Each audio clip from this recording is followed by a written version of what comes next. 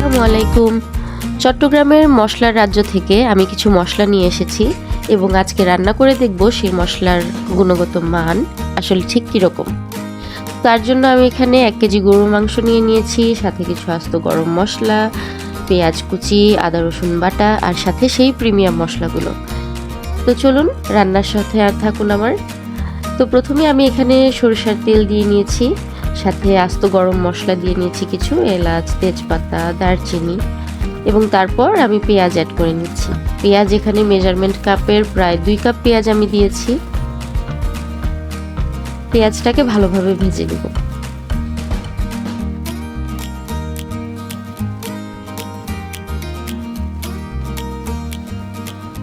মাশাআল্লাহ, আমার মেয়েও চলে এসেছে আমাকে সাহায্য করতে।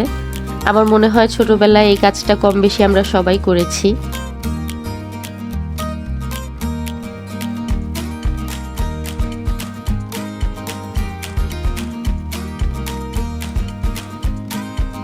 পেঁয়াজটা গোল্ডেন ব্রাউন হয়ে গেছে, এখন সামান্য একটু পানি অ্যাড করে দিলাম। তারপর একে একে সব মশলা দিয়ে দিব। আমি এখানে আদা রসুন বাটা প্রায় 1 টেবিল চামচের একটু বেশি অ্যাড করেছি।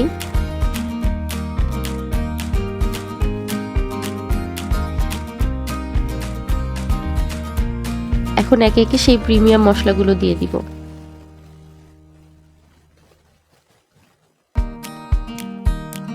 আপনারা দেখে বুঝতে পারছেন আমি এখানে মশলা খুবই অল্প পরিমাণে ব্যবহার করছি। হলুদ, মরিচ, ধনিয়া, জিরা খুব অল্প পরিমাণে।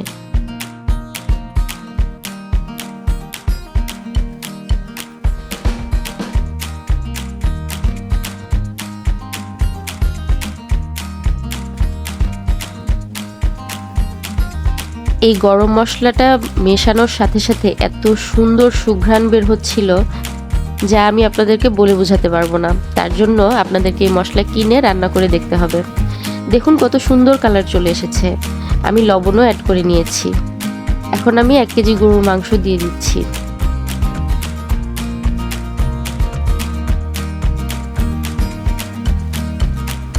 মাংসটা কষানো হয়ে গেছে। মাংসের সঙ্গে সবগুলো মশলা আমি অ্যাড করে দিয়েছি, মিলিয়ে নিয়েছি। এখন ঢেকে দিব কষানোর জন্য।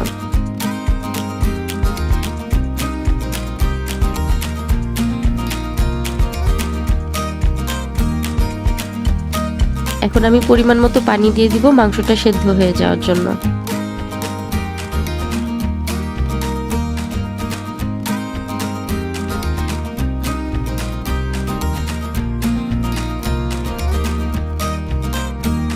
দেখুন আমার রান্না প্রায় শেষ।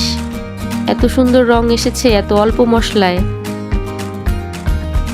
এখন নামানোর আগে সামান্য একটু জিরা গুঁড়া আর সেই সুঘ্রাণওয়ালা গরম মশলা গুঁড়া দিয়ে দিচ্ছি।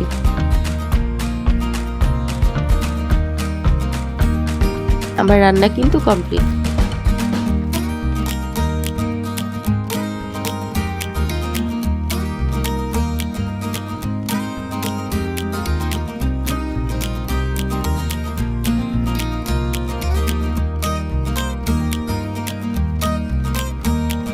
সত্যি বলছি, এই প্রিমিয়াম মশলা সুঘ্রাণ অতুলনীয় এবং খেয়ে স্বাদ বুঝেছি।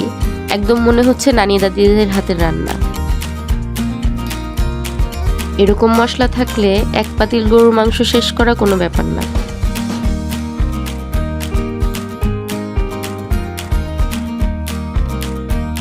আমার তো খুবই স্বাদ লেগেছে। আমি বলবো আপনারাও ট্রাই করে দেখতে পারেন।